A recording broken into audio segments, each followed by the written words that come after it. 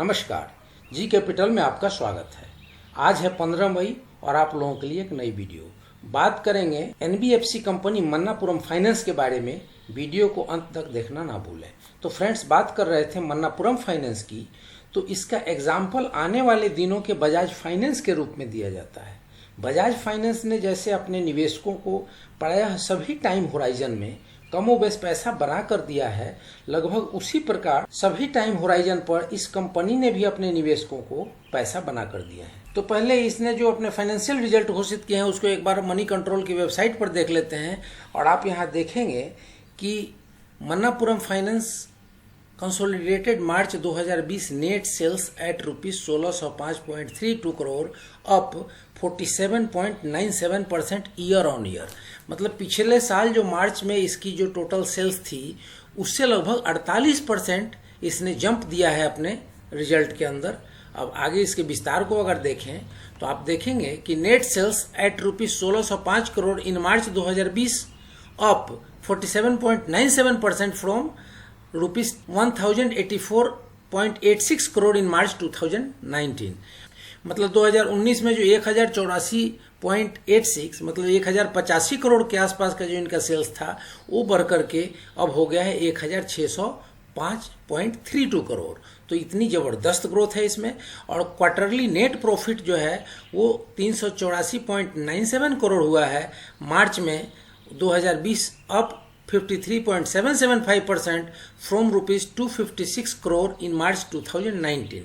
अब इसमें जो इनकी जो क्वार्टरली नेट प्रॉफिट हुई है, तो मार्च क्वार्टर अगर 19 से बात करें, मार्च क्वार्टर 20 की, तो उसमें 53.77%, मतलब आप समझ सकते हैं कि लगभग 54% का इनका नेट प्रॉफिट में ग्रोथ हुआ है। इसको बोलेंगे ईयर ऑन ईयर ग्रोथ में।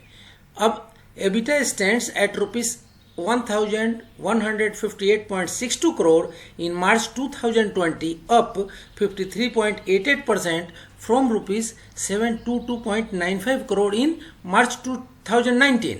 तो मतलब ये हो गया कि 2019 में जो 752 करोड़ का इनका एबिटा था उससे 54% के आसपास जंप आया है और 2020 में वो 1159 करोड़ के पास पहुंच गया है। अब इसको अगर फाइनेंशियल प्रोफाइल होता है उसके रूप में इस रिजल्ट को देख लें तो आप यहाँ देख लेंगे कि जो 2019 है वहाँ तो दिख रहा है 1399 और मार्च 20 में दिख रहा है 1605। तो एक क्वार्टर ऑन क्वार्टर भी बढ़ गया।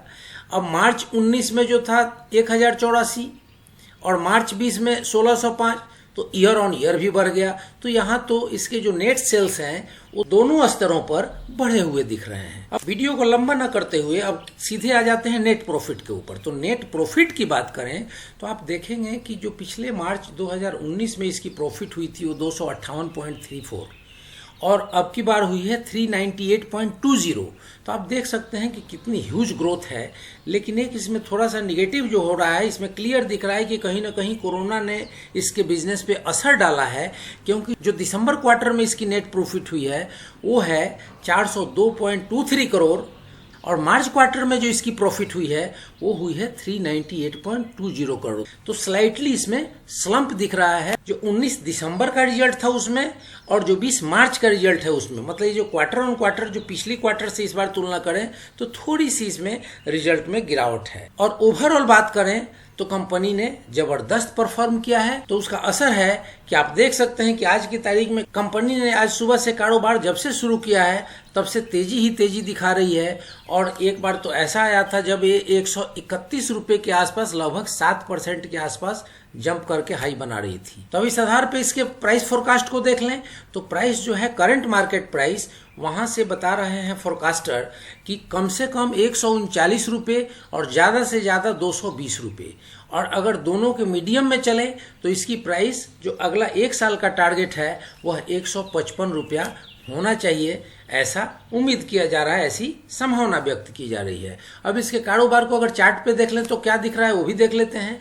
तो आप देखेंगे कि सुबह की ट्रेडिंग सेशन में कितनी ज़बरदस्त तेज़ी रही थी और इसने 131 रुपये 85 पैसे लगभग 132 रुपये की हाई को टच किया। और उसके बाद निश्चित रूप से यहाँ लग रहा है कि कुछ ना कुछ मुनाफा बुकिंग की प्रेशर दिख रही है, लेकिन ये सारी बातें क्लियर होंगी जब हम इसके ऑर्डर बुक को देखेंगे। तो एनएससी की वेबसाइट पर इसके ऑर्डर बुक को देखें तो वही बात यहाँ पे भी दिख रही है कि आप देखेंगे कि जो बाई क्वांटिटी की जो ऑर्डर डले हैं वो 17,19,887 शेयर्स की, जो सेलिंग क्वांटिटी के ऑर्डर डले हैं वो डले हैं 20,75,224 शेयर्स की।